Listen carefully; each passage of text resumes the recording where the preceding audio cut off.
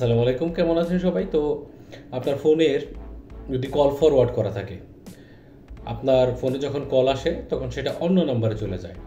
তো call forwarding active করা আছে, আপনি সেটা ক্যান্সেল কীভাবে করবেন?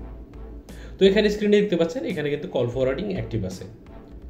প্রথমত আপনি কল ফরওয়ার্ডিং আপনার করা আছে কি না সেটা চেক করার জন্য আপনি আপনার ডায়াল প্যাডে যাবেন। যেমন আমি ডায়াল প্যাডে আসলাম, ডায়াল প্যাডে আসার পরে এইখানে আমি লিখবো হচ্ছে কোডটা দেখেন, এখানে *#21#।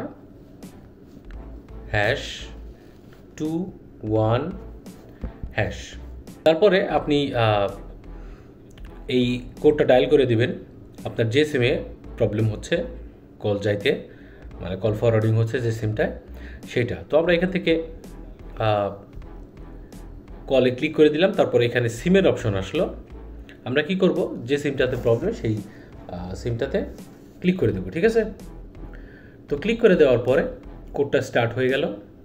স্টার্ট হয়ে যাওয়ার পরে এখানে দেখতে পাচ্ছেন কল ফরওয়ার্ডিং অ্যাক্টিভ। তো কোন নাম্বারে কল ফরওয়ার্ডিং হচ্ছে সেটা কিন্তু এখানে দেখাচ্ছে।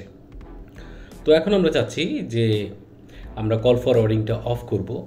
তো সেই জন্য আমাদের ডায়াল প্যাডে আমরা চলে আসবো। আবার ডায়াল প্যাডে আসার পরে আমাদের ডায়াল করতে হবে হচ্ছে #002#।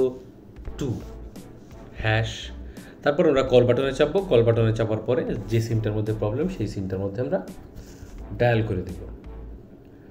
ডায়াল করে দেওয়ার পরে কোডটা স্টার্ট হয়ে যাবে এবং এখানে দেখতে পাচ্ছেন কল ফরওয়ার্ডিং ইরেজিওর ওয়াজ সাকসেসফুল।